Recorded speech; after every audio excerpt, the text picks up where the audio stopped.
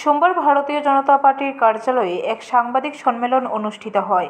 সাংবাদিক সম্মেলনে রাজ্যের বিদ্যুৎ মন্ত্রী রতনলাল নাথ বর্ধিত বিদ্যুৎ বিল সংক্রান্ত বিস্তারিত তথ্য তুলে ধরেন।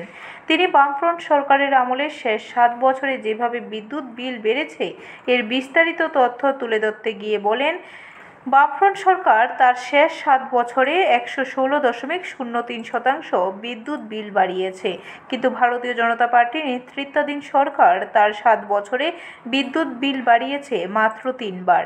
বর্ধিত বিদ্যুৎ বিল সংক্রান্ত বিষয়ে তিনি আরও বলেন, বর্তমানে গ্রাহকদের এরিয়া বিল সংক্রান্ত যে টাকা দিতে হবে তা গ্রাহকদের কাছ থেকে একসঙ্গে না নিয়ে 6টি কিস্তিতে নেওয়া হবে।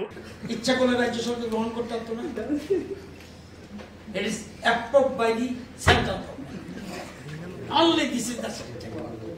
আমি ইচ্ছা করলে কারণ টাকা আমার না, টাকা কেন্দ্রের 90-10 শেয়ার। তুমি এখানে যারা আছো, আমি বিল দেব, 2টা মিটার রাখো, যদি ওই তো formula, this is the formula, জানে কালার বাইর করে দিচ্ছে, ফর্মুলা আছে, সিস্টেম আছে। ইচ্ছা করলাম না, আমার মন মতো করলাম 62%, মন মতো সিস্টেম নেই, ফর্মুলা ইজ দেয়া। কি ফর্মুলা? এই যে 1 টাকা 40 দিচ্ছে কমিশন, কারণ দিয়ে দিচ্ছে। তো তোমরা যদি মিটার লাগাও, লাগালে যদি 2টা মিটারে গন্ডগোল হয়, তোমার প্রত্যেক মিটারের পয়সা আমি দেব।